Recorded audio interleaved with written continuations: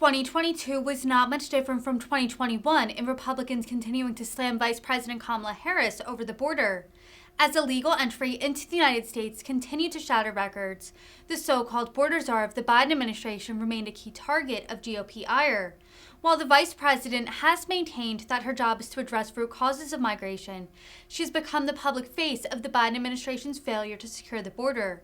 Harris, along with the President and DHS Secretary Alejandro Mayorkas, are perhaps the most attacked Democrats over the issue of border security. While the administration has repeatedly maintained that they have control over the border, Border Patrol has encountered hundreds of thousands of migrants at the border in recent months.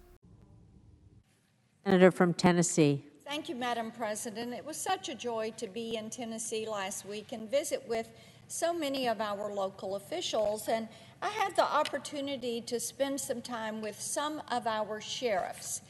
And one of the sheriffs made a point that I think deserves attention in this body today. He said, Marcia, for years we've measured the drugs we've apprehended in grams or ounces, but today everything is in pounds. That is the uptick in volume that our local law enforcement are seeing in our communities. Now, the question is, why is this happening? How is it that so much more is getting across that southern border? And my colleague from Ohio, my colleague from Missouri have each mentioned the problems that exist there. No remain in Mexico, no wall. And we're at a time here in this country where our supply chains are really being stressed, but the supply chains of the cartels seem to be doing just fine. Fortunately, our Border Patrol have been able to cause some blips and some problems with those supply chains, and they have been able to apprehend some of the drugs coming across our border. In January, in a period of 7 days, 1 week, our Border Patrol caught 47 pounds of methamphetamine in California, 3,800 pounds of marijuana in 2 raids in Texas, and 20 pounds of cocaine in Texas. The street value was about $7 million that they pulled off the street. But this is, unfortunately, Madam President, a blip for the cartels, just a blip on their radar. These thousands of pounds of drugs are a footnote in the long history of the gotaways and the drug mules who keep these cartel supply lines flowing from South and Central America and into the U.S. Now, as my colleagues have said, until this administration decides they want to get serious about protecting our nation's sovereignty and securing this southern border, this is going to continue. Now, what does this cause in our country? What it means is every town is a border town, and every state is a border state. Until the Biden administration decides they're going to get serious on that border, it means that your town will function like a border town, your state like a border state. Nashville, Knoxville, Memphis are all experiencing some of the same problems that you are seeing on our nation's borders.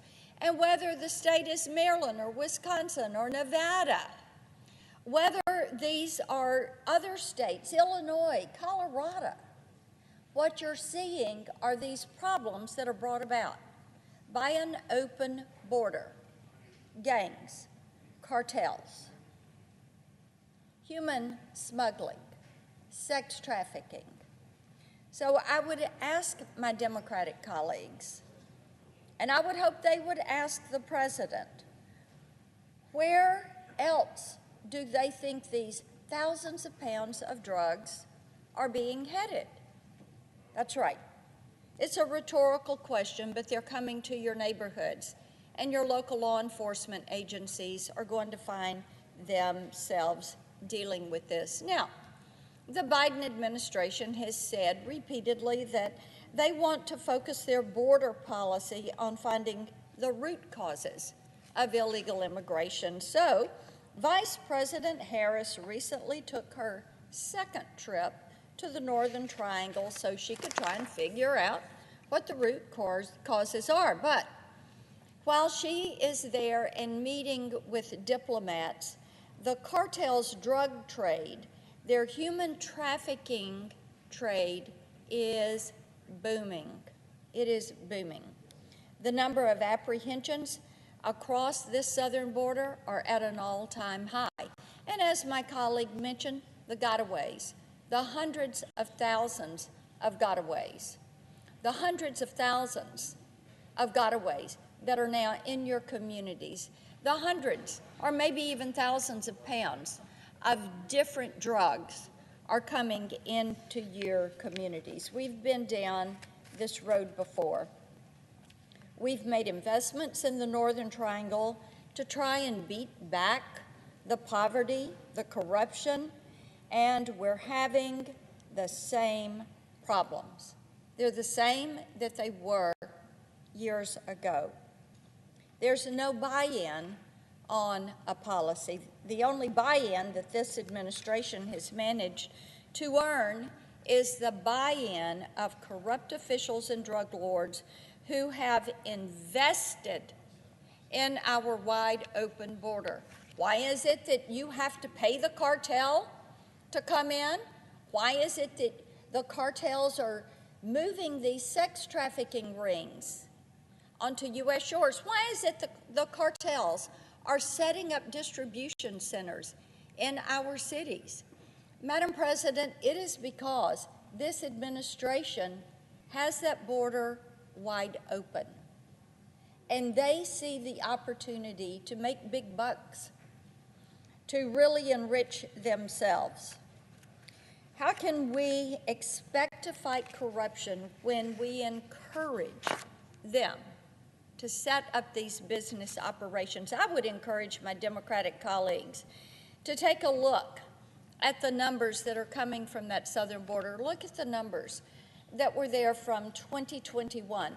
Look at the numbers of not grams and ounces, but pounds of illicit drugs that are being apprehended. Talk to their local law enforcement about what they're finding on their streets, and then ask themselves, are you doing everything you can to keep our communities safe? Are you doing everything that you can to keep our children and our grandchildren safe in their communities? If you had to answer that question today, if the administration had to answer that question today, Madam President, the answer would be an emphatic no. They are not, because the border is opening.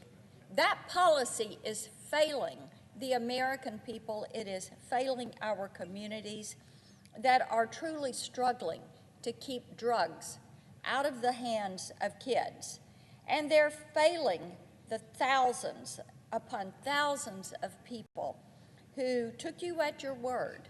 And then you have seen this border turned over to the cartels. I yield the floor.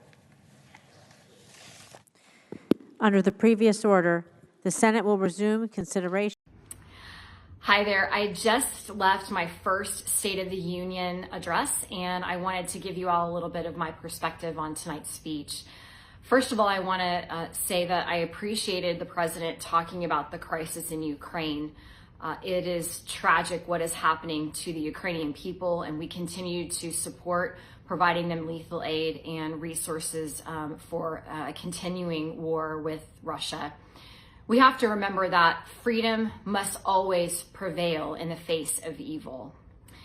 As for domestic issues tonight, we heard some talk about inflation, but the reality is I've heard from so many Oklahomans back home that are really struggling with rising prices. Oklahomans are paying approximately $250 more per month because of the Biden policies and inflation that we're seeing across the nation. This speech really didn't impact or address the root causes of how we can lower inflation, and that's really unfortunate. As far as the southern border, the president it was interesting. He said that we should secure the southern border, and for the last 13 months, Kamala Harris, the vice president, has been in charge of the southern border, but's visited once. There's been no additional funding for Border Patrol. There's been no additional funding for states like Texas and Arizona who are putting their own National Guard on the southern border. We need to secure the border. We've had 2 million illegals cross into the country in the last year. Those are only ones that were apprehended. We anticipate or believe that there are 400,000 that were not. And with those individuals coming across are opioids, including fentanyl. In the month of January alone, over 800 pounds of fentanyl crossed across the southern border. We have to address this crisis. It has become the #1 killer of adults between the ages of 18 and 45, and it must be stopped. We really need bipartisan solutions to the crises that are facing the country. That is the energy crisis. We've seen gas prices rise over $1. Home heating prices have skyrocketed 45%. We need to address certainly the economic crisis with inflation and the border crisis. These things really, there were no concrete solutions that the president provided. And what we did here was a lot of rehashing of the Build Back Better plan. That's not going to move the country forward. We need to come together and find real solutions to the problems that we face today. We're in the Republican leader. I ask consent that further proceedings on the quorum call be dispensed with. Without objection.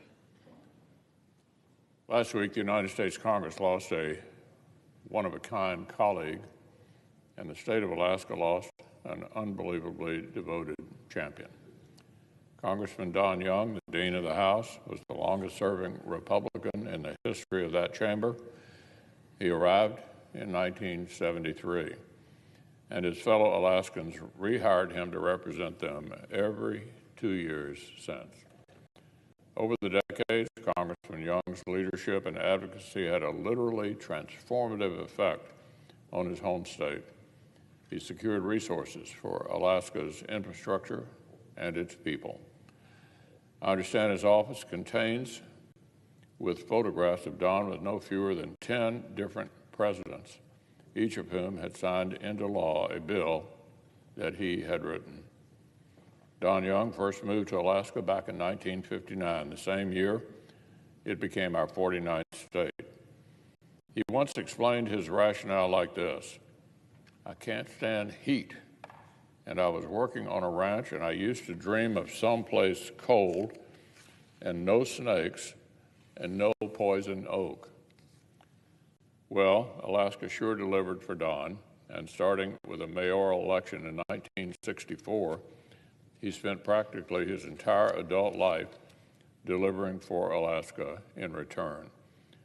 Our late colleague across the rotunda wasn't just a legendary legislator and committee chairman, he was also a wildly unique character.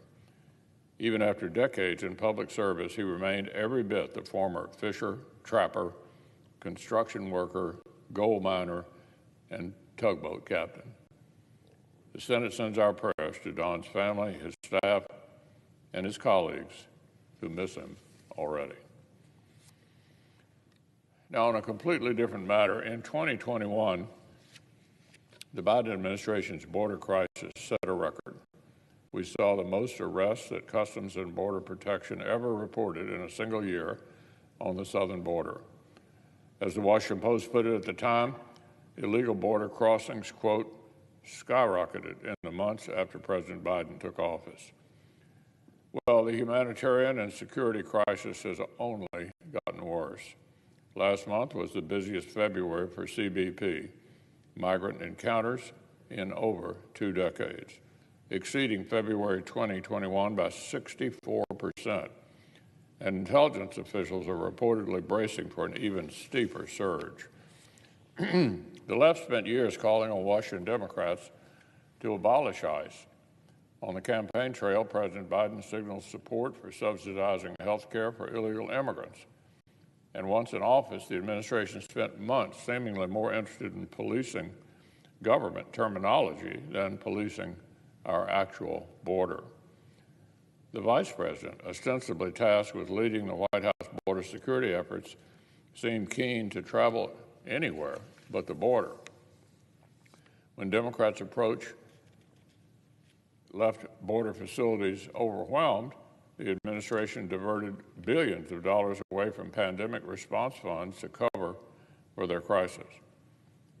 To prevent their border crisis from getting even worse, the administration has leaned heavily on an emergency authority that was originally invoked by the previous administration due to COVID.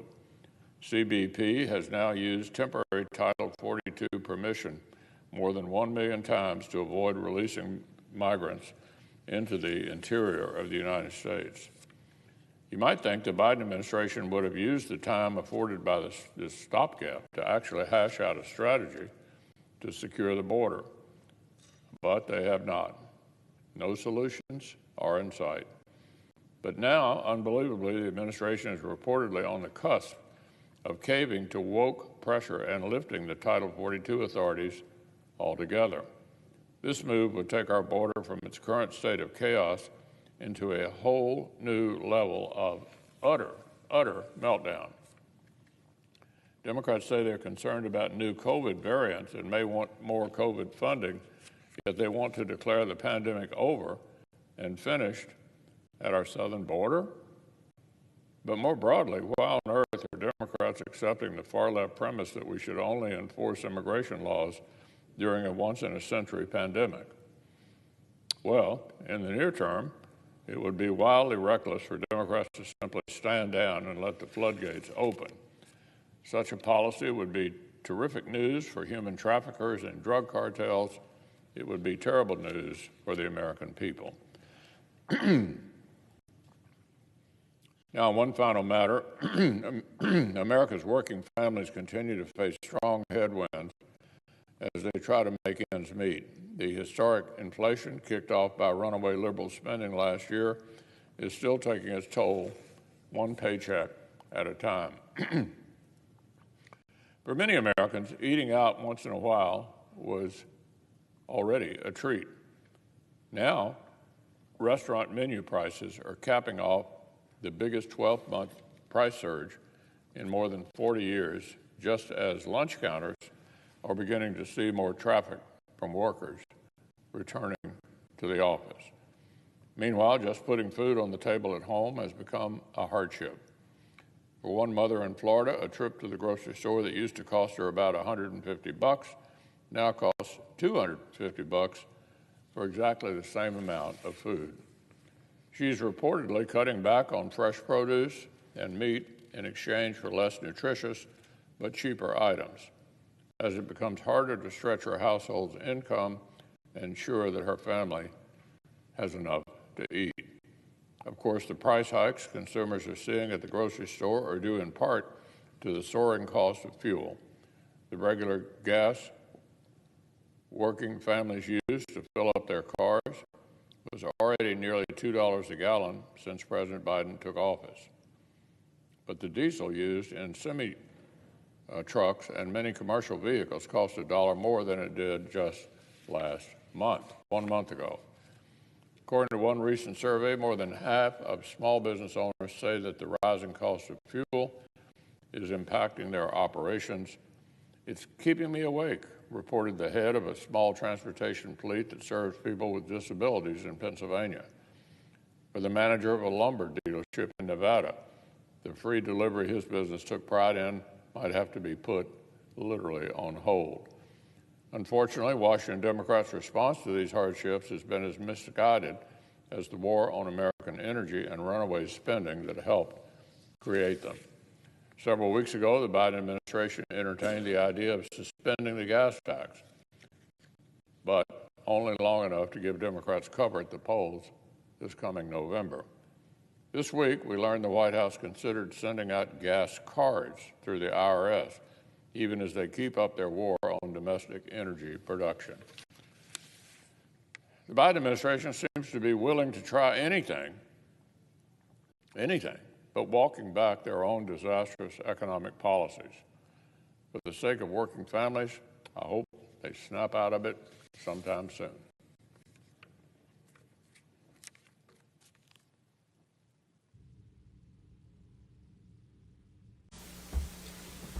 Thank you, John. Today, a crisis is raging at the southern border. It was created by Joe Biden and Kamala Harris.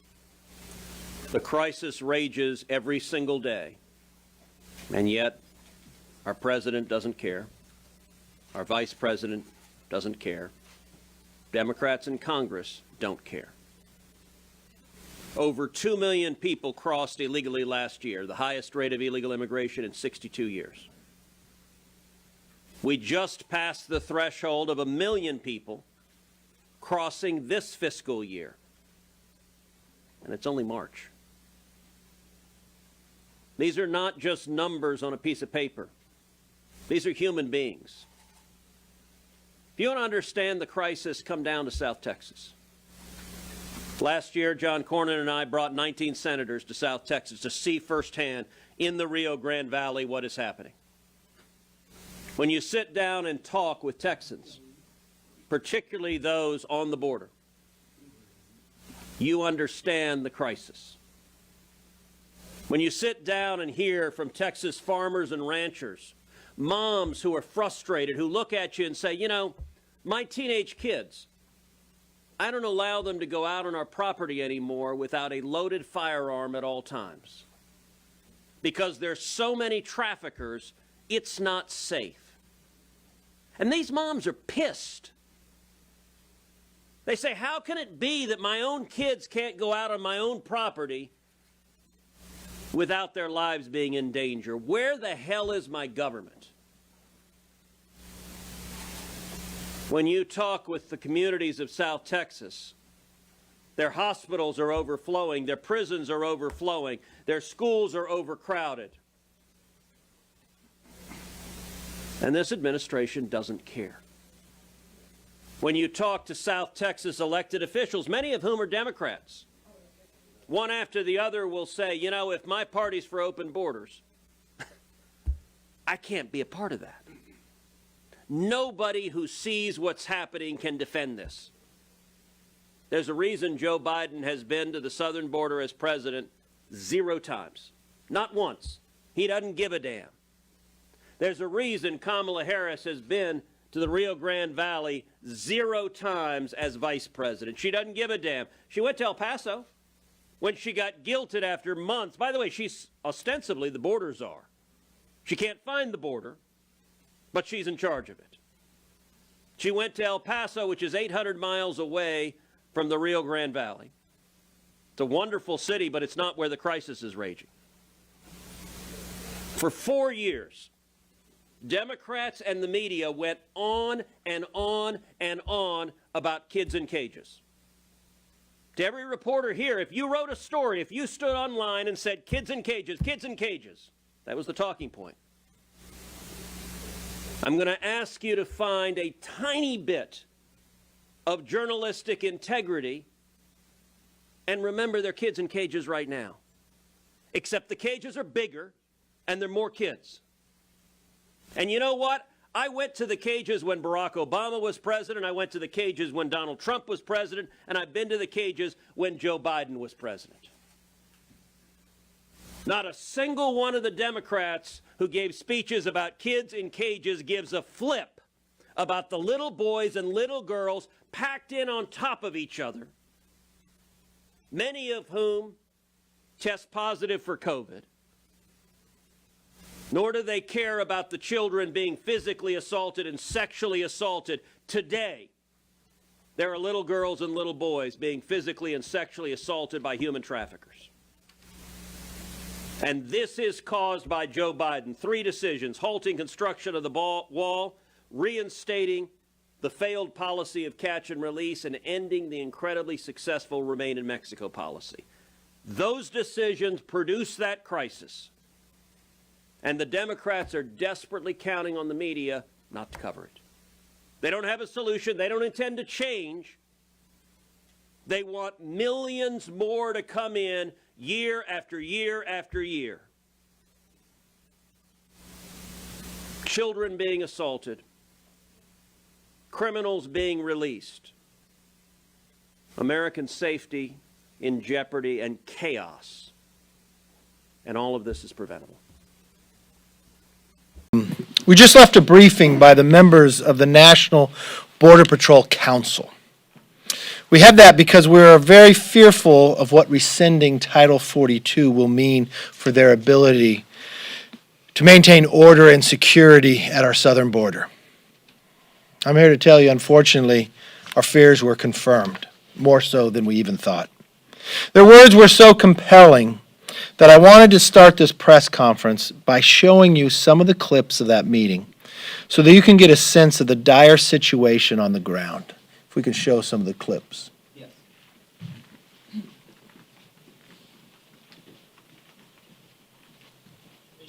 Coming together once Title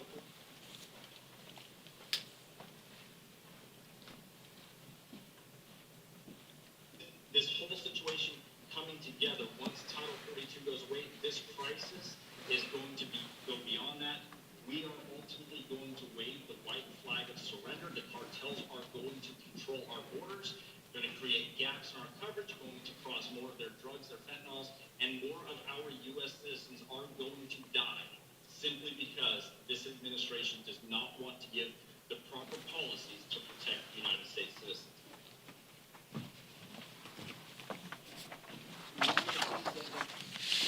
One with this Title 42 going away, it coincides with the heat, the Texas summers, which we're going to see a lot more heat-related casualties. We're beckoning more people to come in because they know once they get here, they're not going back. We just know that. Everybody knows that. They know that around the world. They know that the root cause. Sorry, sir. We got it better now. Can we turn the volume up, Ryan? Yep. Thank you. Let's try that again. One of the things that concerns me is one with this Title 42 going away. It coincides with the heat, the Texas summers, which we're going to see a lot more heat-related casualties. We're beckoning more people to come in because they know once they get here, they're not going back. We just know that. Everybody knows that. They know that around the world. They know that the root cause is the catch and release system. So, but if you just go back over the past 4 days, of the 6,000, 6,500 or so that we counted, about 2,500 were expelled via Title 42. Starting May 23rd, when Title 42 goes away, we then have to deal with all of those 2,500 people, and we just don't have a plan in place for additional resources. As you can hear here, these are directly on the ground. They talk about what overwhelming numbers they are seeing today, removing 55% of the people that they see come through with Title 42. That's all going away in about 6 weeks. It's going to only ask for more to come. We're already seeing mayhem down along the border. But what else are you seeing because of this? Fentanyl is now the #1 killer to Americans between the ages of 18 and 45. There's no longer a few border cities. Every city in America is now a border city. Border agents told us about, because of the overwhelming movement of people coming through and the cartel's understanding, you're getting 240 miles at a time that are unprotected. The cartel's understanding where that is, where they can move people across. You know, this isn't our first time warning about this. We went down there early last year. Just talking to the agents, we found that there were people on the terrorist watch list that were being caught. After we came forward with that, you would have thought the majority party would want to do something about protecting this nation. They weren't from Central America, they were from Yemen. Once we announced it, they stopped telling us the data of how many people on the terrorist watch list they are catching. You know, President Biden and Vice President Kamala Harris have said they would do something about this, and they have not. They've only opened it up worse. It's a fear for the entire country if you cannot defend And these agents who are overworked, morale is low, suicide is now an issue.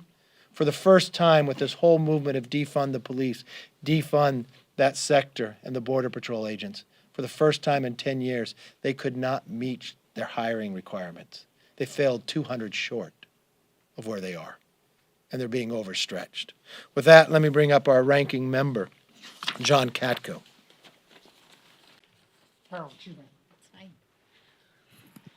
Well, you know what the word of the day is? Hypocrisy. And guess what? That's been the word for over a year now, because this administration fails to hold into place the policies that actually worked to help keep our nation safe.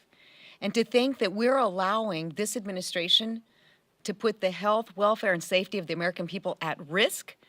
But here's what's crazy. I have people in my district, kids that are still wearing a mask to school, elementary school. Military personnel who are losing their careers in the military because of mask mandates or vaccine mandates. I have problems in the district that are related to this COVID-19 that we're all dealing with, and yet we turn a blind eye and we let whoever wants to come in our country come in with not so much as a test. This is the hypocrisy I'm talking about. It is running rampant. We invited the vice president down to our district, the border czar. She didn't come. Why? Because she doesn't care. We have met with more ambassadors in our office and probably everyone on this stage than she has, because we understand the importance. We understand the value of the American people, and what we're doing right now is unsafe, it's not smart, and there is no reason for it, because we know we can keep this border safe. Now we've put more pressure on the Border Patrol and the communities in and around the border to where, like Leader McCarthy just said, every community is a border community. Americans deserve better than this. We can do better than this. We have to keep Title 42 in play. We have to protect the American people. And let's get away from using the word hypocrisy. We're tired of it. Americans are tired of it, and they should be. We can do better. And with that, I'd like to turn it over to Congressman Chip Roy. Under the Speaker's announced policy of January 4th, 2021, the Chair recognizes the gentlewoman from Colorado, Ms. Boebert, for 30 minutes. Thank you, Mr. Speaker. This past Friday, Biden CDC, formerly known as the Center for Disease Control, but oftenly referred to now as the Center for Democrat Control, announced that it would be ending Title 42. At a time when liberal mayors across our country are extending mask mandates on our children in schools, and the American public is still being forced to mask up on airplanes, the Biden regime has decided that protecting the American people from diseases, including but not limited to COVID, is not a priority if it comes at the expense of their amnesty and open borders agenda. Now, it is no coincidence that the Biden regime has decided to drop Title 42, a policy that has been used to prevent communicable diseases from spreading into the homeland via illegal aliens entering our southern border. In fact, more than 2 million illegal aliens have been apprehended at our southern border since Joe Biden took office. And Border Patrol agents estimate another 70% of these illegal immigrants have not been apprehended. They call them gotaways. So in fact, that means nearly 3.5 million illegal aliens have come across our border on Biden's watch. Now, Republicans and Democrats from both the House and Senate have condemned canceling Title 42. Some have called it dangerous, and others have called it frightening. I call it an attack on the safety and security of the American people. And it's been reported that by the time the midterms roll around in November of 2022, nearly 7 million illegal aliens will have crossed the southern border this year. That's larger than the populations of Denver, San Francisco, Atlanta, Washington, D.C., Boston, Seattle, Miami, Las Vegas, New Orleans, Portland, Tampa, and Detroit combined. Can you imagine? We have a product here that's working. We have a policy that is working to deter some people away from the border. But we're going to take just whatever sliver we have that is keeping people out of our country illegally and do away with it. Maybe it's to overrun our system. Maybe it's to create chaos, 8 to 10 years of backlogs, so then the American people have to accept amnesty. I'm not sure exactly what the plan is, but it certainly is intentional. And that's what members of the House Freedom Caucus are here to discuss tonight. I have with me members from the House Freedom Caucus who are going to address what's been going on at the southern border. We have been to the southern border multiple times to see firsthand what is happening, the invasion that is taking place in our country. Unlike the border czar, who has failed to visit the most dangerous parts of our southern border. I think she made a trip to El Paso. And then, of course, the commander-in-chief, who is in command of nothing, he hasn't been there at all. But I would like to recognize the former chairman of the House Freedom Caucus, my good friend, Congressman Andy Biggs from Arizona. I thank you. Thank the gentlelady for recognizing me. I would like to help set the stage here just for a moment. Imagine, if you will, 100,000 people entering the country illegally and stopped on our border just in the first 2 weeks of March this year. But because of Title 42, which allows the Border Patrol agents to immediately turn people away because of communicable diseases, that's the term used in Title 42, they sent 50,000 of them back away. But you don't have to imagine it, because that's true. That's exactly what happened. And if you extrapolate that out, because you can, just looking at from January, February, March of this year, they turned away over 250,000 people under Title 42. Now, when Title 42 goes away on May 23rd, because that's exactly what this administration wants, you will double the amount of people who are coming in through through the apprehension route. So that means we had another record month in March. Those numbers just out. That means that you're going to be sitting on about 300,000 to 400,000 apprehensions that you're going to be releasing right into the United States of America. And what does that do? Everybody in here knows this, because you've been down to the border. I've been down to the border with you. The cartels are in it to make money.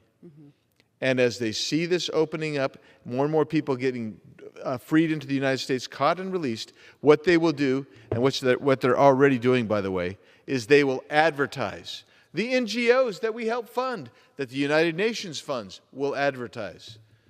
It will be chaos. Chaos on the border, and my prediction is somewhere around 400,000 to 500,000 people a month coming in. But it actually could be more. A lot of people are talking about the ceiling now being 18,000 people a day when that goes away. I don't think it's going to be 18,000. I think it'll exceed 20,000. If it exceeds 20,000, that's 600,000 a month coming in. That's bigger than the city of Mesa in Arizona, which is Arizona's second largest city. And you know what that means? The last half of this year, the last half of the year alone, you're going to be sitting at, as you said, 4.5 to 5 million people brought into this country illegally. And that's not counting the getaways. And the getaways last year were at least 800,000. It's enormous. It's dangerous. It's inhumane. I haven't even touched on the inhumanity of it. We're just talking up here. We're not getting granular. We're just talking about the overrunning of America, our culture and our sovereignty. We won't have much of a nation after this is done. And you say to yourself, is this incompetence? The answer is no. This is willful. This is willful. And this is what they want. Mr. Biggs, do you believe that the cartel have been emboldened during Biden's first year as President of the United States? Absolutely, 100%. And you know how we know they've been emboldened? Because it used to be they would have the coyotes take the people up and locate them in the U.S. They don't do that anymore. Coyotes take them up, they put them on the border and say, we don't have to go in with you. Wow. Go in. Go in with your cell phone. Oh, by the way, Biden administration says now they're going to give away a cell phone to every illegal alien crossing the border. Yes. But they'll just come across. I've seen it. You've all seen it. They're walking across. They're FaceTiming their friends back home. Yeah, I made it in. They're dressed nice. They're dressed clean. The cartels are emboldened, not just at the southern border any longer. This is spilling over into the country. And we're seeing violence along the border because of it. And you're seeing cartel membership all over. If there's drugs being distributed anywhere in the United States, you've got cartels there. And what about these illegal aliens who are coming through with the help of the cartel? What do they owe the cartel for getting into the United States? The average price right now is $4,000 to $7,000. Unless you're from China, and there's $35,000. Very few of these people have that to pay. Guess what happens? They either they can work it off by delivering illicit drugs, helping to smuggle human beings, including sex trafficking, or they come in, they get a job, and they are indentured servants. They're effectively slaves to the cartel, and they'll never work it off because the cartels are taskmasters at this. They know exactly how to keep these folks under their thumb. Yes, so Mr. Biggs, you also chair the Border Security Caucus, and you recently brought in Secretary Mayorkas. Thank you for bringing him here to the Hill so we could ask some questions. But now he was talking about Title 42 being a CDC issue, and that's not really his issue to enforce. That's not his policy to enforce. What is a policy that he could enforce that would effectively secure our border? He could enforce the MPP, the migrant protocols. And what he could do is, that's the Remain in Mexico policy. Instead of enforcing that at 9 people a day, that's the number we heard earlier this week, 9 people a day, you could actually enforce it the way it was intended to be enforced, and that would be thousands a day because we have thousands of folks coming in. That would be another deterrent. That's just one of the things that he could do. He could actually go in and encourage us to fix the Flores law or the TVPRA laws. All of those things would be deterrents, but instead, he's opened it wide open. He's taken away any deterrent. Instead, he is basically encouraging people to come into this country illegally. Thank you. Now, one final question for you here. You're a businessman. We may have 7 million undocumented workers in our country by November. What does that mean for our economy? Well, first of all, the underground economy right now for people is my estimate is about 25 to 27 million illegal aliens in the country. You're going to bring in another 7 million, so you're going to have an underground economy. Those people who are not skilled laborers are going to have a tough time getting jobs. A lot of these folks are going to go on social welfare programs, even though they're not supposed to be allowed to. They will get on social welfare programs. We're already we're on the verge of stagflation right now. High inflation and a shrinking GDP. As that happens, and you bring in that many people undocumented, you're going to actually exacerbate both those problems, and we may see the likes of something we haven't seen, might even exceed what happened under Jimmy Carter, who was probably the most unfortunate and incompetent president in my lifetime. So we have more members joining us here from the House Freedom Caucus to talk about Title 42. Thank you so much, Congressman Biggs, for your insight on this. I know that you work really hard in studying what's going on at the southern border. Now, Mr. Norman, my colleague from South Carolina, do you believe that this regime is responsible for signaling to poor and desperate people that now is the time to take this dangerous journey, to break our laws, to come into our country and live under the freedoms and protections our country provides, but not as a citizen? Well, first of all, thank you for organizing this discussion to inform the American people what's going on. This president is willfully, as Andy has said, and directly causing this to happen to the American people. You're a business person. You run a restaurant. I'm in the development world. Who would let anybody come into your business or to your home, not know who they were, not know why they were there? It's insane what this administration is doing. By taking Title 42, as has been said, it prohibits, that's the only tool that President Trump had at his disposal and President Biden has, but he's doing away with it because that's what he's encouraging. And Lauren, think about this. How unfair is it to that law enforcement agency, that law enforcement official, stopping a car, not knowing who's in it, not knowing what his background is, having no information? How safe is that for that law enforcement officer?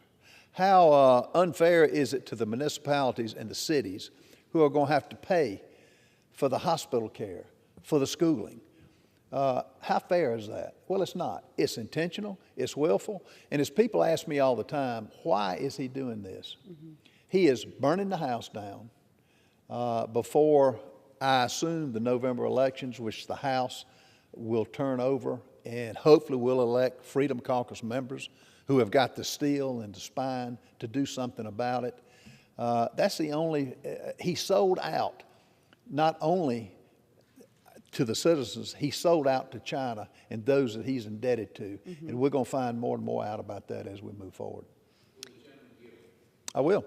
Well, I'm so happy that the gentlelady from Colorado organized this effort tonight. We need to be speaking about it. And of course, I would call on our friends from this side of the aisle. It's interesting that we're standing on this side of the aisle. I mean, thank goodness somebody's willing to stand over here and defend the country, right? So it's going to be tonight. So far, it's me and Chip. I call on my Democrat colleagues to start answering some questions and start defending their country from this invasion. But if the gentleman doesn't know this, if you do a quick calculation, DHS, this isn't Congressman Perry, Congressman Boebert, Congressman Roy, any of us up here, this is DHS, the Department of Homeland Security, are bracing for 18,000 crossings a day, 18,000 people coming across the border illegally each day. Now, I don't know each one of you the size of your town for where you come from, but I suspect 18,000 in any town would make a pretty big dent unless you're talking about one of the major cities like Los Angeles or something like that. But even so, 18,000 a day. Ladies and gentlemen, Mr. Speaker, that's over 6.5 million people. If we keep that rate up, 6.5 million people in 1 year illegally coming to our country. Ralph, or Lauren, Representative Boebert, could your business sustain something like that? Absolutely not. The city of Rifle just hit 10,000 for our population. So, I mean, 18,000 people a day. I mean, that right there exceeds the little city of Rifle, Colorado. But this is something that we absolutely cannot endure. So I'm glad that we have this time tonight to discuss this. Representative Good, you have been to the southern border. You've talked to Border Patrol agents. Can you tell me what you've seen, what you've heard from Border Patrol agents? Yeah, I've been there 4 times in my first year, the first 14 months here in this Congress. Thank you, Congressman Boebert, and thank you, Congressman Perry. You know, February a year ago was the largest February in terms of illegal border crossings in the history of the country. We had 101,000 cross, some 3,000 a day in February a year ago. We exceeded that by 64% this most recent February. We went from 101,000 to 165,000. Now, it's so bad with what this president has allowed to happen in the last year. 165,000 in a month doesn't sound like a really bad month for this president. That's because, again, it was 101,000 last February, but it increased as the year went on to where it was some 200,000 a month later on into the year, as we know, and 2 million in the first year this president was in office. And then, as others have already pointed out, with him rescinding Title 42, I guess he was afraid, well, that's a policy, a law that might help repel some illegals back across the border, might allow us to return some if we actually would enforce the law. So we're rescinding Title 42, which has already been said will take it from 7,000 to 2.5 times as large. 18,000 a day is the average, 500,000 in the first 30 days. This president is on pace for some 10 to 15 million illegal entries into our country in his first and hopefully only term. I was in a budget hearing today with you, Congressman Boebert, where we had Secretary Becerra there, the HHS secretary, which, as you know, has been called in. HHS has been called in not to help stop the border crossings, but to help facilitate those. Right. And I asked him today, I said, Who do you think should be let across our border, or who should be prevented from going across our border? Are there any restraints you would put upon anyone that wants to come across our border? So do you think everyone should be able to come across illegally? And he said, well, quote, we're talking about violating the law. You're saying it's illegal. Why would we permit anyone to violate the law? Our president is violating the highest law of the land, the Constitution that we all, and he swore to uphold. Article 4, Section 4 says the United States shall guarantee to every state in the Union a republican form of government and shall protect them against invasion. As we look to next year, I want to go on record and say, some of you are on articles of impeachment with me. Lauren, Congressman Boebert, you've drafted those. How do we declare this the public health emergency that it is, the national security crisis that it is, the health crisis that it is, the social services crisis that it is, the education crisis that it is, and the unlawful process that it is, and not hold this president responsible when we have the House majority, Lord willing, a year from now? How can we not impeach this president? I agree with you. That absolutely needs to be brought up in the next Congress. Now, these appointed secretaries, they really have turned our Border Patrol agents into travel agents. They're being shipped all throughout our country, these illegal immigrants, and every state is now a border state. You're from Virginia. We have Ralph Norman here from South Carolina. I'm from Colorado.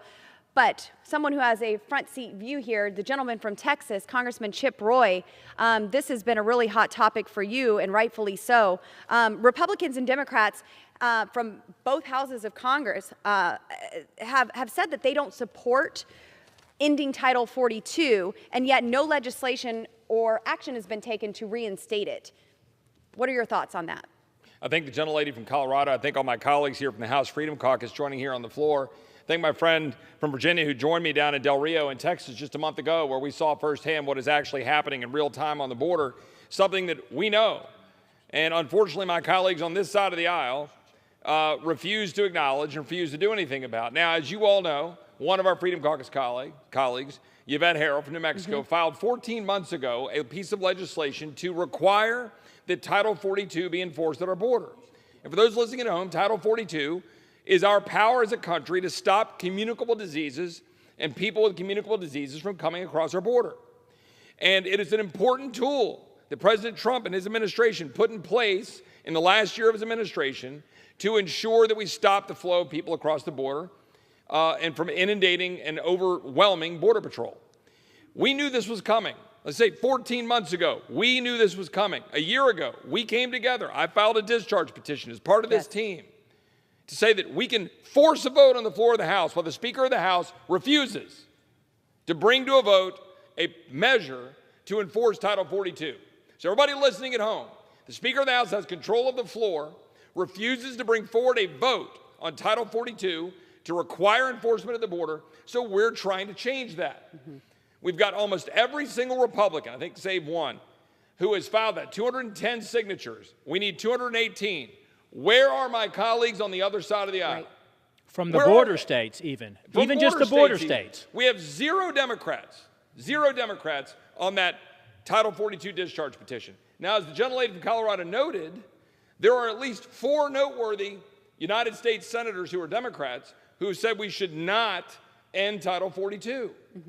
Mr. Tester, Mr. Manchin, Ms. Sinema, Mr. Kelly. Those 4 members, those senators have said we should not end Title 42. Now, I'll wrap it past someone else just to say this. How many dead migrants is enough? How many dead Americans from fentanyl poisonings is enough? How much money in the pockets of dangerous cartels is enough? How many bullets need to fly at the border? How many homes need to be destroyed? How many cars need to be wrecked? How many DPS agents need to be killed or endangered? How many people need to be harmed before this administration will do its job? How many criminals need to be let off into the United States and not prosecuted under ICE? When are we going to change this and actually secure our country? That's my question for Secretary Mayorkas. Congressman Tiffany, we talk about this issue regularly in our meetings with the House Freedom Caucus. And one question that comes up regularly is, where is Kamala Harris? Where is the border czar in this? Have you heard of any plans for her to visit the southern border? Kamala who? Yeah. In all seriousness, it's unfortunate that Vice President Harris has not fulfilled her mission to be the border czar. It's awful. But did you all see the news today in regards to the free phones that the White House press secretary talked about today? Free phones for migrants. So think about it. I was down in Panama almost a year ago, went to the Darien Gap. Who did I see? IOM, the International Organization for Migration. Where do they get their money? They get a lot of their money from the United Nations. Who puts the most money into the United Nations? Yes, Americans do. Back home on the farm, what we used to refer to this as, my colleague from Texas just said, how many? How many? I would say to you also, how much? We used to refer to it as eating your seed corn. So Americans pay an international organization to send debit cards for these people to make themselves up the Panama pipeline all the way to the southern border. Then you pay for a bus ride to get them to the airport. Then you pay for an airline ride, Philadelphia, Baltimore, wherever. They're going around the country. Then you pay for the education, the free education they're going to get. You pay for the health care. That's what you Americans are paying for every single day for over 2 million people. And it is about to get worse. And to highlight how it's going to get worse and how obtuse this side of the aisle is, we're sitting in judiciary today, creating another loophole in the Virgin Islands. There's another loophole that's being created for visa waiver privileges, something that we saw in these Mariana Islands that was created about a decade ago under the Obama administration, where they allowed parole for people to be able to come in. Chinese nationals, there was like maybe 8 births that were being done on those islands prior to this change that was quietly made in the law. It accelerated to there was like 600 births of Chinese nationals that happened in the Mariana Islands as a result of that loophole. And if you want to see the reporting on it, the Wall Street Journal did an excellent job. And it was our one of our intelligence agencies in 2017 that really dug into this. And yes, here's this huge loophole, and they want to now create it in the Virgin Islands. That's what we're voting on right tonight in the Judiciary Committee. They want to create another loophole, and they're like, oh, it'll only be a few people. You, the American people, do you believe that? I appreciate my fellow border stater being down here. You hold those Mounties back up there, okay? You just keep them at bay. Every state is a border state, including my state of Wisconsin. Tom, Amen. can I add something to that, what you just said? It's not just the phones. What about the gas cards that's in this latest, the budget that the president had? What about that? And just to put some context to this, Texas, I think, I think you got about 15 to 20 million people. South Carolina has 5.3. That's the number that's going to be coming into this country in the next 4 months if the pace continues. It's a travesty. It's something that Americans, we have got to be aware of and stop. God help us all if they do exactly what you said. And to fund all of this, America's at the breaking point. So if I may extend my point a little bit, think about it. Tonight, we're debating in the Judiciary Committee creating another loophole. It shows how unserious they are, how they do not have the interests of the American people at hand. They want to create another loophole. And this one's in the Virgin Islands, not in the South Pacific. People are going to be able to be funneled in here by the thousands as a result of that loophole. Just another way to bring people into this country to compete against hardworking Americans who have to not only try to make their way up the scale, the economic ladder here in America, but now with inflation, they have to fight that too. Mr. Chairman, we're wrapping up here. 30 seconds. Final thoughts? Well, final thoughts is that there are Democrats that are decrying this. We could do something about it, and they can do something about it right here in this House. They can walk right down into the well and sign this discharge petition. We don't need all, and we need 8 of them. Bring the bill up. You don't believe that we ought to continue to try and secure our border with Title 42? Vote against it. But let us have a vote. We're just asking for a vote. Let's see what the vote count is. And then the American people will know who stands with them and who stands for a wide open border, because that's what we're going to have. Sounds so like think a about just that. to the gentlelady from Colorado, we certainly appreciate you putting this together for us and provide the opportunity to come and talk on behalf of our constituents that are very concerned about this. And Mr. Chairman, Mr. Chairman. could lead the way. You could lead the way. Congressman Roy? I would only add that I've seen some reports that there's a number of Democrats in the Senate joining with Republicans in the Senate to try to do something about this. I hope that's true. But my little warning to that is I keep hearing words about, well, let's keep Title 42 in place until we see a plan.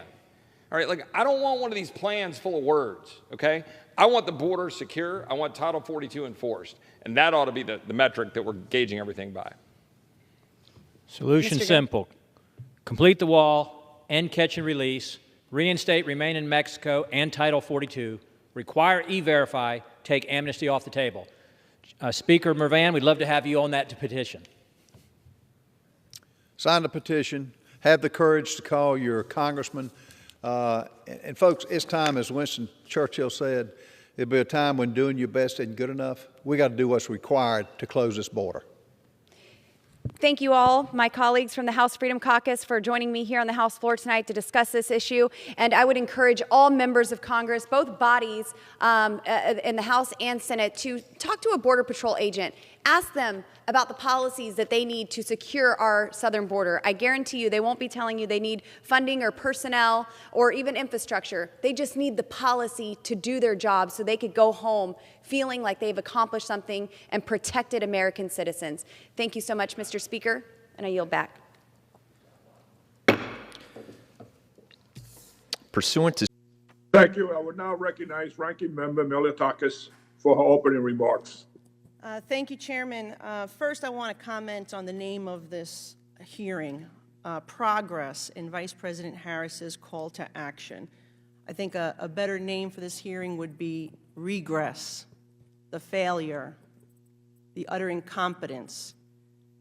People want to know why there's a problem at our border. Just look at the policies of this administration. They stopped the construction of the border wall. They stopped the Remain in Mexico policy that helped stem the flow and bring some order to the process. They attempted to end Title 42. And even with court orders, I'm not sure that they're even following the law. In April 2021, when our border czar, VP Harris, announced $310 million in increased assistance to the Northern Triangle and Central America, what has happened since? It has only gotten worse. In April of 2021, when she made this announcement, there were 178,622 crossings. This past month, May, 239,416. That is the highest ever recorded, and about a 35% increase since when she became the border czar. We're on pace to break 2 million people illegally entering into our country this fiscal year. That is more than her home city of San Francisco and the president's home state of Delaware combined. This doesn't even include the gotaways, which is estimated to be at least hundreds of thousands of individuals. What's happening at our border? Well, 15 individuals on the terror watch list just in the month of May. In addition to these, that's a record-breaking number as well. That brings the total to 50 since October, at a time when we're facing threats from Russia, from China, from Iran. You had an Iraqi man busted by federal agents who attempted to smuggle 4 ISIS-linked individuals across our border to kill the former president of the United States, George W. Bush. Fentanyl is streaming over our border. The DEA, CBP, they'll tell you tons of fentanyl streaming over our border, and it is that, not COVID, that is the #1 killer of Americans 18 to 45 years old. Look at these headlines from CBS News. Police find fentanyl pill press in Mexican town near U.S. border. CBS, border agents arrest woman smuggling fentanyl to Texas. New York Post, Mexican cartels exploiting border chaos to smuggle fentanyl into the U.S. ABC News, the fentanyl trip, how the drug is coming to America. And CBP's own press release. Over a 48-hour period, San Diego U.S. Border Patrol agents seized over $1.5 million worth of narcotics. That was this month. on June 1st, that press release. So I ask, why does this administration continue to put the drug cartels ahead of the American people? That is the question that we should be asking at this hearing. In April, a Texas National Guardsman, Bishop Evans, drowned trying to save 2 migrants who, guess what, turned out to be drug traffickers. So I truly feel that that is what we should be focusing on in this hearing. We could talk about root causes, why people are coming. The question is, why do we allow drug trafficking, human trafficking, child trafficking to be committed at our southern border? I went to the border last year, and if you see these children, they're crying. They don't want to be separated from their parents and come here alone. Who knows what their future is here if it's into a sex trafficking ring? We know what's occurring. Talk to law enforcement about the sex trafficking, the child trafficking that is happening. And I don't know how you find that to be compassionate to the people. It's not about just a better life like my parents came here as immigrants. These children, these people, they're being exploited. And the United States of America is allowing it to happen. And it has to end. And that's what we should be talking about today. And I hope somebody actually addresses that issue. Thank you, and I yield back. Well, good afternoon. My name is Kat Kamak. I proudly represent Florida's 3rd Congressional District, the Gator Nation. So go Gators. And I am a woman. Today, that is kind of ridiculous that we have to state that fact, but it's science, and we are following the science. You know, we just had an incredibly powerful hearing where we heard from world-class athletes, women who have excelled in their fields, and they are being punished for it. We are a nation of equal opportunity, not equal outcome, and what we have been seeing in recent years is the continued efforts to take away women's sports as we know it.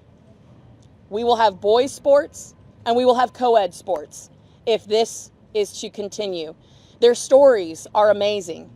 Women who were denied state championships, women who tied men and were sidelined and told, no, you can't have the trophy, we'll mail it to you.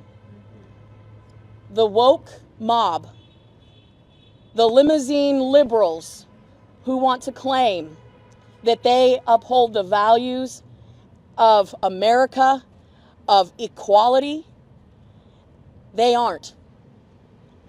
But Republicans are. And we are fighting for these women. We are fighting on the 50th anniversary of Title IX to make sure that every little girl has the same opportunity that so many before her have had. And these women who stand behind me, they don't just represent a bipartisan effort to save women's sports. This is a multi-generational effort. These women represent millennials and Gen Zs who are truly on the front lines of this assault. Their stories are powerful, and they will change the outcome of not just elections, but the trajectory of our nation. I want to thank future Speaker McCarthy for his leadership. I want to thank Jim Banks, my friend and colleague, who has done tremendous work in leading this effort and championing this effort through the Republican Study Committee. I want to thank my fellow Floridian and friend, Representative Greg Steube, for his efforts to save Title IX, and of course, from the great state of Arizona, Debbie Lesko, for having the courage to stand up, step forward, and say, we are going to champion women's rights, and has put forward an incredible piece of legislation upholding women's rights. You don't need to hear from us.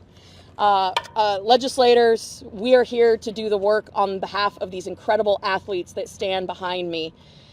But I will say, walking over here, a reporter showed me a photo and a video of Vice President Harris playing basketball. And as a former basketball player myself, I did say I would challenge her to a one-on-one competition. Now, if I win, she's got to go to the border. But with that, I want to bring up a woman who has been fighting on the front lines, doing incredible work to bring women across this country together to protect and fight for Title IX, Ms. Christiana Kiefer. Thank you. Thank you. I thank the gentleman from Louisiana. Madam Speaker, I am Fred Keller. My pronouns are he and him, and I am a man standing at the podium wearing a blue suit, demanding that border czar Kamala Harris get serious about securing our southern border rather than playing identity politics. The number of illegal aliens crossing at our southern border has already surpassed last year's record of 1.7 million encounters. The U.S. Border Patrol confirmed in its latest report that there were over 200,000 encounters in June alone, the fourth consecutive month that encounters have been this high. Border Patrol's report also revealed that 15,000 unaccompanied children were apprehended and released to sponsors without verification or documentation to ensure those sponsors are legal residents or U.S. citizens. This loophole in the Biden administration's sponsor assessment process puts these children in danger by exposing them to illegal activity, human trafficking, and other dangers. Yet, in the same month that this report was released, Secretary Mayorkas said that the border was secure. Meanwhile, in Congress, Democrats refused to hold a hearing on securing the southern border. In fact, Republicans on the Oversight Committee have requested a hearing on this issue not just once, not just twice, but 6 times. Every request has been ignored by the Democrat majority on the committee. Beyond their blatant detachment from reality, the Biden administration and House Democrats have made it clear they are unwilling to take action to secure our border and protect Americans. With a new majority after the November election, Republicans in Congress will tackle this issue head on. Thank you, and I yield back to the gentleman from Louisiana. Thank you, my friend. That is so well said. And as we told... From Arizona, seek recognition. Seek to address the House for 1 minute and revise and extend my remarks. Without objection, the gentleman is recognized for 1 minute. Thank you, Mr. Speaker, and I address you in this body because I know that you, more than most, know what it's like to have the impacts of illegal immigration in your state and across the border.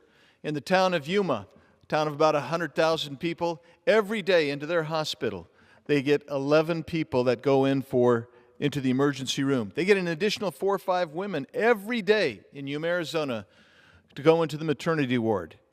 $20.4 million in uncompensated care provided by that hospital in just the first 6 months of this year. Mr. Speaker, you and I both know that when the Vice President said on Sunday that our border is not open, she was not telling the truth. Our border is wide open, and it has inherent dangers and problems for the United States of America. We can close it today. I encourage the members of this House to join me in getting my discharge petition out. We need to close this border. With that, I'll yield back to you, Mr. Speaker. I don't think I have to repeat what Senator Cornyn has said about the problems, the political problems of solving this issue. They could go away fast if the border was secured. And, 3 3/10 million people already in the 18 months of this administration crossing the border. And then we have the absurd statements by Vice President Harris, quote unquote, the border is secured. I think I've heard Secretary Mayorkas say the same thing. So, Sheriff, I know that you also personally witnessed this impact at the open border. I guess you've already made a strong statement in regard to that. So my first question is, you've previously attributed migrant deaths to, quote, the false compassion of open border, end of quote.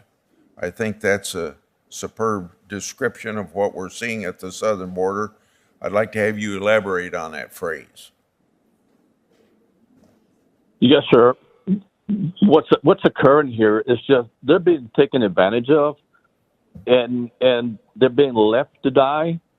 And it's not a good death because they know they're dying. It's not and what I mean by that, it's not a quick death and that they're just going to die as you would in a crash. But, we got lots of 911 calls when you hear the last desperate voice on him saying that, tell my mom I love them. Tell my sister, my wife, children, whatever the case might be.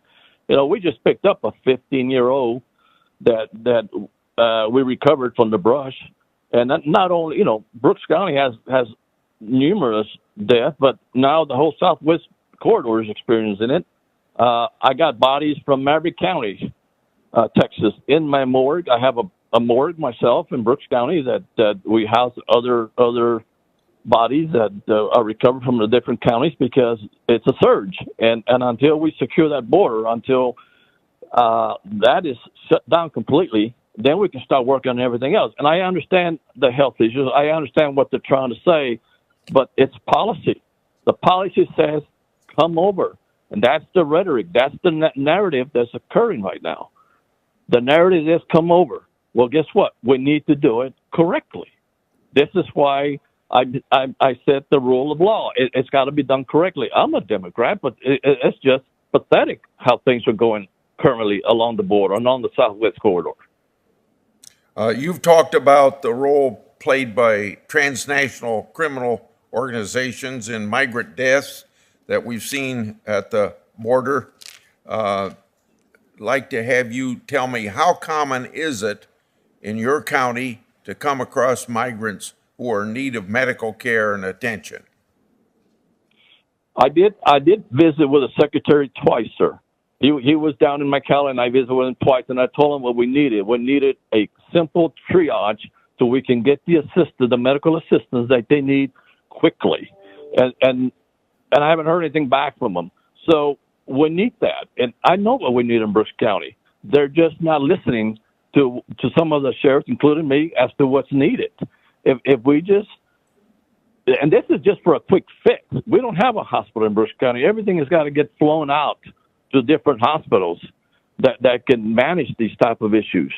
But a triage will definitely help to immediate assistance. You know, Border Patrol, they're gentlemen that are EMT. They apply IVs, but by the time they apply that IV, sometimes it's just too late, and they succumb to the heat or to the cold. I mean, we picked up 5 bodies at one time. At one time, when we had the freeze back several years ago, they're all stuck together. I mean, that's just not right. My last question, could you describe how transnational criminal organizations handle migrants who get sick or experience health problems? And more broadly, to what extent can you comment on the impact that migrants in need of care have on the local health care infrastructure in your area? Well, in my area, in comments to that, in my area, we don't have that because we don't have a hospital. But what it does take is the fact that our ambulance services that have to go out to the ranch lands, pick him up, and then transport him, that leaves our community open to other issues that we have. Our county is elderly. They over 60, 65, 70s probably meaning, so they need the medical assistance locally. But when we're out there treating them, then that becomes an issue. Now, as far as the transnational gang members, they just leave them there. If someone just happens to get hurt, they get sick, they're gone. They're there on their own. They fend for themselves. Now, thanks to Border Patrol, we have a lot of placards out there, probably over 200 placards and put in different areas. We have beacons. Everything that can be done is being done in Brooks County to save lives. I work closely with the consulates. There's 4 consulates I work closely with, and down in the McAllen office, and we give them a lot of literature to forward down south so they can understand what's going to happen to them if they come into the United States, if they come into Brooks, the dangers that might be happening. So everything has been out there. The outreach is there. Whether they're the fact is, transnational gang members, they just don't care. It's all money's for them. Thank you, Senator Grassley. And colleagues, I'd like to share just on. For 1 minute. Thank you, Madam Speaker. I rise today to highlight the ongoing unprecedented disaster that's occurring at our southern border and underscore the need for immediate action. In August, Customs and Border Protection agents encountered 203,597 illegal immigrants at our southern border. That was an increase of 307% compared to the last August of the Trump administration. This also put the U.S. at over 2 million encounters for fiscal year 2022. This is the first time ever that we have eclipsed 2 million in a single fiscal year, and we just have about 1 month to go.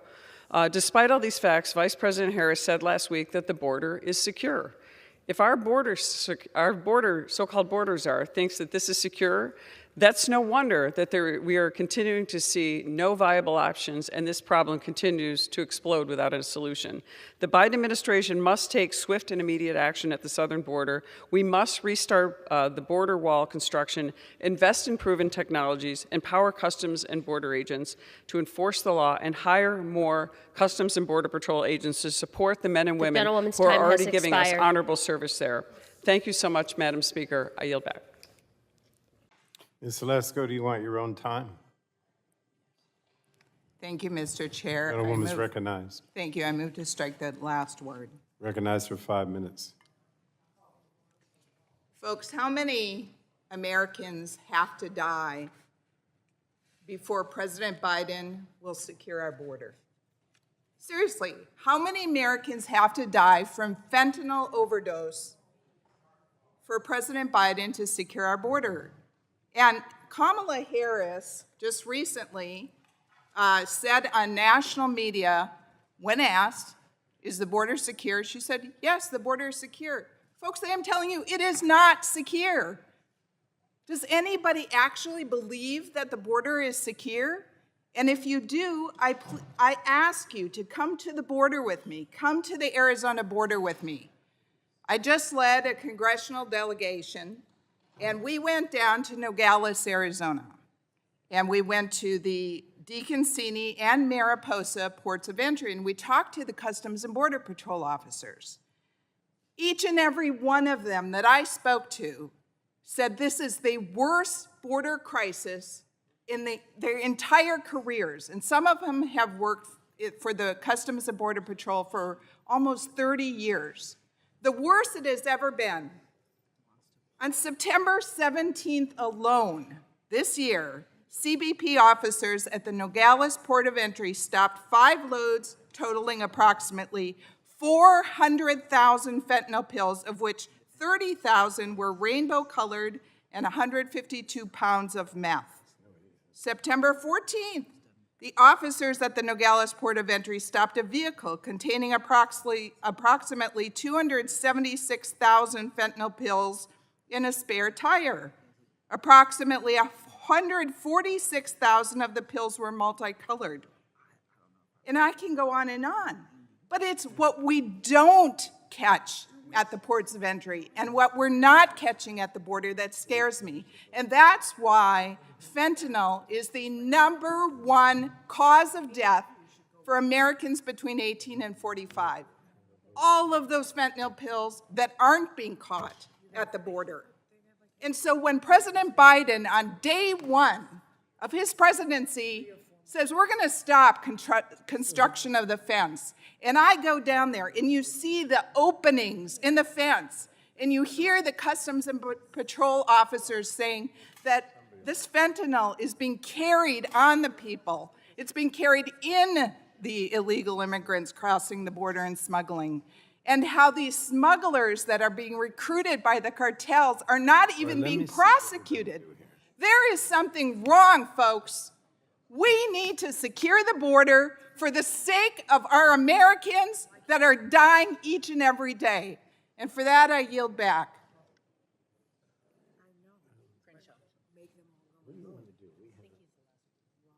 Okay. We're going to recognize Mr. Kren. How many more speakers are there? You? Mr. Wahlberg, you have 5 minutes. Thank you, Madam Chair. Strike the last word. In an interview last Sunday, Vice President Harris again claimed that the border is secure. Well, I don't know what border she was referring to, but it certainly couldn't be ours. I've been there.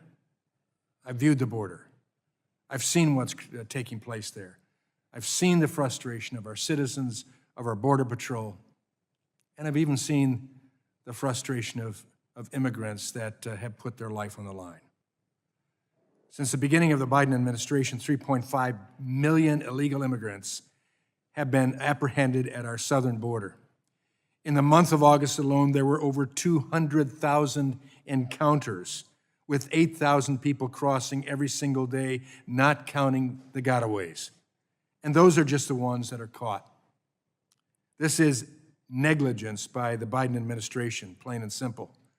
Even before our friends in Texas and Florida were giving migrants the option, and we've seen that that's true, to bus to other states, the impact of this administration's lack of action was felt in every town in America, a country that says we're based on law.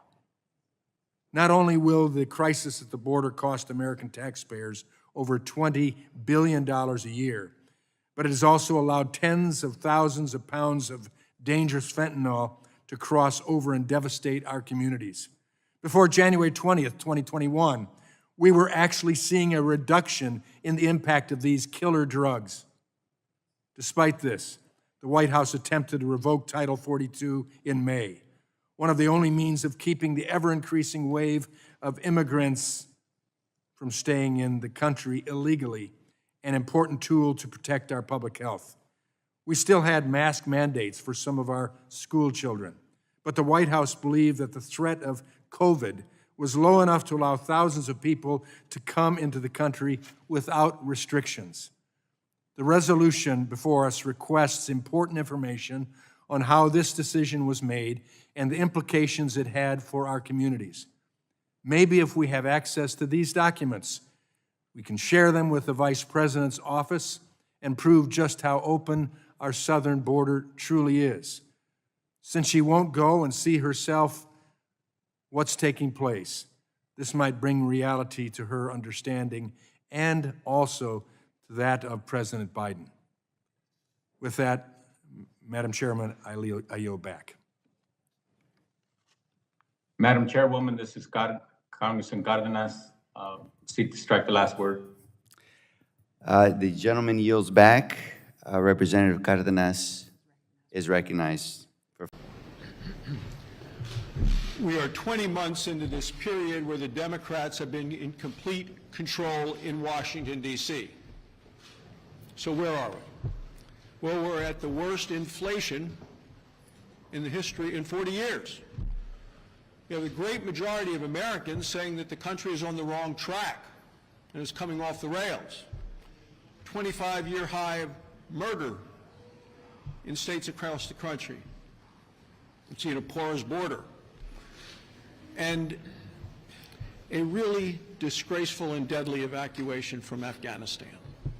So where were we when Joe Biden came to office in January of 2021? Gas prices were $2.35 a gallon. Inflation was negligible. Under Joe Biden, prices are now up over 13% since the day he came to office. And families cannot afford to fill their grocery cart and their gas tank in the same week. People are really hurting and struggling as they see their savings, their retirements melting away. And then Kamala Harris goes on TV and says the border is secure. Millions and millions and millions of illegal border crossings have occurred since they've been in office. She's either lying or she is clueless. When you look at the amount of fentanyl coming across the border and the deaths, over 100,000 Americans dead from fentanyl brought in by drug cartels, and the Vice President thinks everything is fine at the border. And then the Democrats went on this reckless tax and spending spree. But they didn't spend on issues that were important to the American people. They ignored inflation, ignored affordable energy, ignored crime, and ignored the border. And the money they poured onto the economy and the spending added to make inflation worse. There are Democrat economists who are very well respected, who said to the House and said to the Senate and said to the White House, do not do this. This is going to be bad for the economy. It's going to be bad for inflation. And the Democrats in the House and the Senate and the White House just ignored them. And then Joe Biden goes on television on 60 Minutes and is dismissive of the inflation that is hitting the American people. because he's that far out of touch. So here we are, 20 months later. This is the nation where people all across the country feel that they have been forgotten, ignored, and betrayed by the Democrats. The Democrats in the House, Senate, and White House have failed the American people, and voters will have a chance to express their opinion on this in 6 weeks. Guys, I want to thank you so much. Hey, I got another thing that bothered me too. This border. This border. I heard the vice president say it was secured. I heard the vice president said it was secured. And I was confused. I was confused, but I was only confused for a little bit because I don't watch anything. Since I got into this race, the only thing I watched on TV has been Gunsmoke and Wagon Train. So I happened to flip my TV over to another channel, and I can tell you what I was watching. But that channel was almost saying what the vice president was saying, that this border was secured. So I was totally confused. And I'm like, wait a minute. Are we telling people bold-faced lies just to be partisan? This is America. Guys, we want to protect our neighbors. And I'm going to tell you this. Do y'all know fentanyl is coming from that border? This border is not secured. Do not let them tell you that it is. Right now, Halloween is right around the corner. They're dressing fentanyl up to look like candy. So this is a new war we're on right now. It's not about men on the battlefield. They got the people coming behind in the southern border coming after us. And we don't even want to have our people in Washington protect us. So citizens, let's stand up and let's protect our kids. We got to do that. And that's what I said, because I said this is the United States of America, the greatest country ever assembled before God. Right here. And do you know we're melting pot? We're melting pot. And that's what's so funny. I told people this. I'm going to tell you something you may not know about Herschel Walker. And I'm not ashamed to say it. I have white people in my family. I have black people in my family too. I know you can't believe that. I have Asian, Latino. I have a bunch of people. We're mutts. We're all mutts. Hey, I even got a Russian girl in my family. I'm serious. My nephew, who's in the military, married this beautiful, beautiful Russian girl. She's given me 3 beautiful nephews. And they're mutts too, and I love them. I love them to death. But I'm going to tell y'all something. I don't want to hurt your feelings. I'm not calling your names. 23andMe has screwed us all up. Y'all are mutts too. But one thing I'm going to tell you that is good, though, you're an American mutt. And maybe we need to start getting to that, being an American rather than being anyone else, because I happen to see something else. I don't know why God keeps bringing me this. I happen to see something else. I love to talk about it. I happen to not want to watch, they had the Olympics not long ago. I was not going to watch it because I'm a Gunsmoke Wagon Train man. I was not going to watch it. But all of a sudden I was channel surfing, 2 in the morning. And it just so happened, as I'm channel surfing by this one channel, it had the Olympics and the bobsled was coming up. Y'all know I made the bobsled team on the Olympics. There's no snow in Georgia, but I made the Olympic team. And they had a young lady from Douglasville, Georgia, getting ready to go down the run. Well, that's my sister there. She was black. So I said, I got to watch this. She went down the run. She in first place. I said, wow, she going to win a medal. Because the next girl down, they only had one more to come down, just so happened to be an American. So now I know my girl got her a medal. She got a medal. And this young girl coming down the run she just became a United States citizen from Canada. She won the gold medal. My young lady from Douglasville, Georgia, won the silver. But something that was shocking, they was talking about her. They said she was an African American from the United States. There was a black woman from Canada that said she was a Canadian. She wasn't a black Canadian or African Canadian.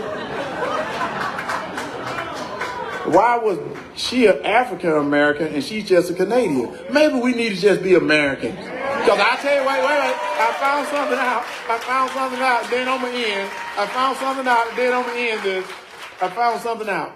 My mom just told me that my grandmother was full-blood Cherokee. So I'm Native American. I was like, oh, hello. So I'm a super mutt. I don't know what I am. But this what was so funny.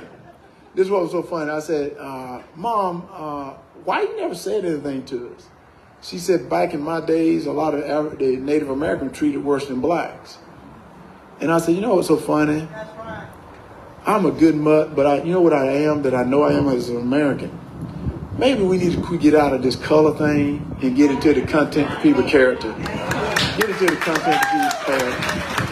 And I want to end like this here, because I want, if some of you here that was not going to vote for me, I'm asking for your vote. Some of you who was going to vote for me, I'm telling you to tell 10 of your friends, to tell 10 of their friends, to tell the other 10 to vote for me. Because we want to win this thing and get this country back together. Because that's what we got to do. Because I know this is the greatest country in the world today. And I know, because I heard this story once, because I'm a country boy. This story, because everyone thinks something is better somewhere else. I'm telling you it's not. But I heard this story about this bull. Y'all know this bull. There was a bull out in this field. And he had 6 cows with him out there in this field with him. And 3 of them was already expecting calves. And he had grass as high as out there. So all he had to do is eat grass. That's all he had to do, because he got everything he want right here. But he kept his nose up against the fence, looking at 3 other cows up on the hillside, because he wanted to go over there. He thought something was better over there. You got everything right here. So one day he decided, I'm going to get over there. So he measured that fence up, and he said, I think I can jump this. And the day came where he got back at a certain distance, and he took off running, and he dove over that fence, and his belly got cut all up on the bottom, and he hit the other side, and he rolled over and realized he was over there, and he shook it off, was so excited. And then he ran to the top of the hill, but when he got up there, he realized they were bulls too. So let me tell you, we have to protect this right here. Let me tell you the reason why. I don't know if y'all ever heard this, but you hear that national anthem. I'm going to tell you a little bit about it. Francis Scott Key, a long time ago, went over to the British ships because they were going to swap prisoners. I don't know if you ever heard that. Have y'all ever heard this? They went over going to swap prisoners. And when Francis Scott Key got over to the British ships, the British captain decided to change the deal. He said, Mr. Key, we're not going to swap prisoners with you right now. But what we want you to do is lower your flag.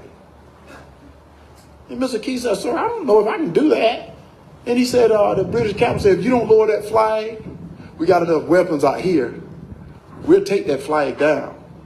So you hear in our national anthem sometimes, you hear about the red glare in the air and the bombs and all that. What they're talking about is the British ships firing at our American flag. But what's weird about it, this showed the strength of America. It said when everything cleared, daylight came, that flag was still there. Well, you know why that flag stayed there? Because every time that flag got ready to hit the ground, a dead American patriot, he was in the colony at that time, laid his body against it because he believed in the freedoms and the liberties of that country. And right now, it is time for me to pay that price for everything.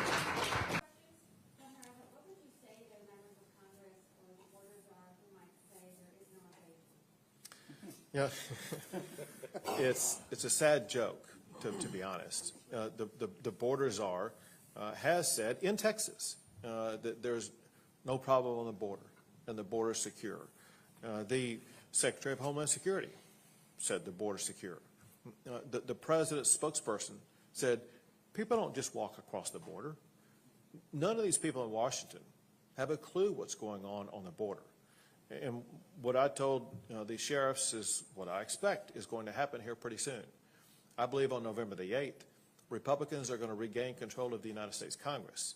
And Republicans will start holding hearings on a weekly basis holding the Biden administration accountable for its failures on the border, and then instilling requirements about what must be done on the border, which includes, for one, fully funding Border Patrol, two, fully funding ICE and reinstating ICE for what its original purpose is, three, reimbursing the state of Texas for the money that we've come out of pocket to secure the border, and four, never submit a budget to President Biden that does not include full funding to fully secure the border.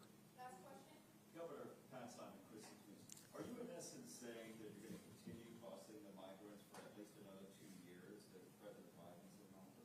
Again, this is something that we wish we were not doing, that we shouldn't have to do. However, as long as Biden maintains his open border policies, I will be there, just as Sheriff Delbosky said.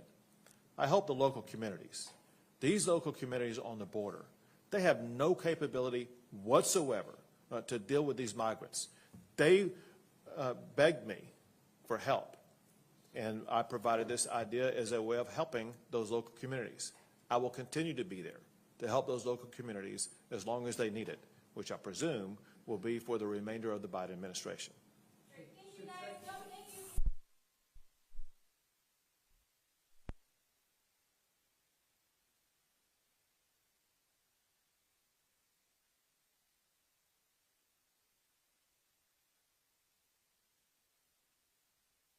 Part two is the border. The border is, this is not even immigration. This is mass migration. Mass, 5,000 to 6,000 people a day.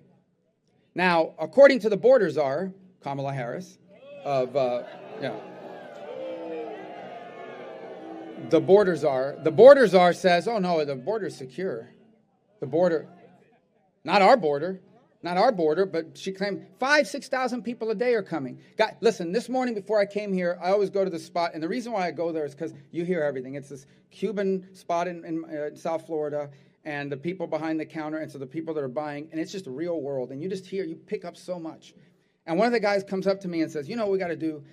What's happening now is people are bringing their relatives, and they're paying these traffickers $8,000 using Zelle and whatever those things. Think about it. So it's created a whole new industry of human trafficking and drugs pushing into our country. And these people think it's all under control, and they're inviting people to come that way. They're inviting it. Because today, if you cross the border, all you got to do is say these magic words about that trigger amnesty, that trigger asylum, and they give you a paper. It's called a notice to appear, or a promise to appear. You promise to appear. So this is true, guys. This is what happens. I want you to understand what happens. You come in, you do the magic words, they give you the promise to appear, and they ask you, what is your mailing address? So understand, these people just came from like 18 countries away. Everything they own is in a backpack, and you're asking them what their address is. So obviously the logical answer is, well, I don't have one in America yet. I just got here illegally, as you know, because I turned myself into you for this paper. And they're like, well, we'll just write, and they make them up. They literally make up an address. They make up an address. And so we had this huge surge. And so they say, well, don't worry, it's only 1% of them have a criminal record. And I think to myself, well, what criminal record? So 1% based on the criminal record keeping system of Honduras, Guatemala, El Salvador, Mexico, the Venezuelan regime. I don't trust their criminal record keeping. But if it's 1%, then that means over the last 22 months, over 45,000 people with a criminal record have entered the United States unlawfully. You think about it. Over 4.6 million people have entered the United States. That's 4 times the size of my opponent's congressional district. 4.6 million people. That's what's happening every day, and they're allowing it, they're inviting it, they're luring it, they're encouraging it, they're celebrating it. And you know why? Because the people that are for this don't have to deal with the consequences of it. And that to them, let them all come in. Let's all be compassionate. Let everybody come in. Let's invite people to come in illegally. And they're all for it. Because that's an Arizona problem. That's a Florida problem. That's a Texas problem. That's a New Mexico problem. Until 48 people land in Martha's Vineyard. Then 48 people land. So, and look, I'm not claiming that we're going to be able to solve this thing 48 people at a time. But it was very revealing. I learned a lot. Here's what I learned. They land, 48 people land, 48 people. The state of Massachusetts declares a state of emergency. Immediately. And they mobilize 105, 112 National Guardsmen. So now we got a 2-to-1 ratio going of guardsmen. So then the laptop liberals of Martha's Vineyard, they open up some community center and they invite the cameras. Come see how compassionate we are. Because these are the people that have the signs on the yard. In this house, we respect science. You know that? I don't even know what all that sign says. You know the sign I'm talking about? Maybe they don't have too many of them around here, but I've seen them, guys. So they love this. They love to show the do-gooders and how kind and compassionate they are. And the cameras film everything. And look how we're taking care of them. We're giving toys to the kids that are here and all this. Okay. And then the cameras leave. And the next day they deport 48 people to Cape Cod. They deport them. But they slipped. Because when the cameras were there, they talked to a few people and they said, well, why can't they just stay here? And they're like, oh, no. We have a housing crisis in Martha's Vineyard. We have a housing crisis, you know. We can't possibly tolerate it. But the hypocrisy is this. Yeah, it's very easy. If you're a laptop liberal living in one of these affluent communities far, far away, you don't have to deal with it. You probably live in a community that has a wall, in a community that has a guard at the gate that asks you for your ID before you enter. They don't want you to have an ID for voting, but to go in their neighborhood, you must show ID. And so, the result of it is that you expose the hypocrisy. This needs to change. No country in the world can tolerate it. No country in the world would allow this. No country in the world does allow it. And we shouldn't either. And yet that's what this administration's done, and it's unabated. And it'll only continue. The third is crime, and we're blessed. Crime exists everywhere. And the crime in this country, there are cities that are unlivable hellscapes. It's not Mesa, I don't have to live there, but I hear it all the time. From people that used to work there. People are afraid to go into the city in New York, into Manhattan, because you don't know if some freak is going to jump out of an alley somewhere and attack you or push you into a subway or kill you. It happens all the time. And they're like, well, we don't know. This must be happening because, who knows why. I said, I know why. It's very simple. It's very, very simple. Crime has always existed, and that's why we have police departments and prosecutors and laws. But if you tell people the police department is evil, the prosecutors say we're not prosecuting anyone, and you have politicians like the border czar, Kamala Harris, raising money to bail people out when they torch police cars, you're going to have more crime. And that's what's happened, and it's ruined this country in many of these cities. And that's what they want for the country. That's what they want for America. We're never going to tolerate it. We're never going to allow it. We have to ensure that in this election, these people don't remain in power. And